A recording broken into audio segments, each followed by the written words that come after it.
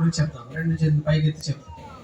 భారత్ మాతా key జై, భారత్ మాతా key జై, జై శ్రీరామ్, జై శ్రీరామ్, జై శ్రీరామ్, జై శ్రీరామ్, జై శ్రీరామ్, జై శ్రీరామ్. అందరికి కూడా సమయాభావం అయిపోయింది, అందరికి ఆకలి వేస్తున్నట్టుంది.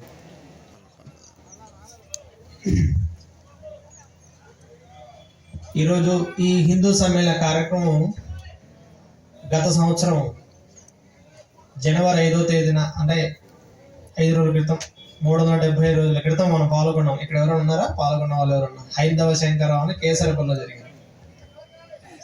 అలాంటి సమ్మేళనాలే చేయాలన్న ఉద్దేశంతో దేశవ్యాప్తంగా రాష్ట్రీయ స్వయం సేవక్ సంఘ్ హిందూ సమ్మేళనాల పేరుతో 1,00,000 స్థలాలు నిర్వహిస్తున్నాం.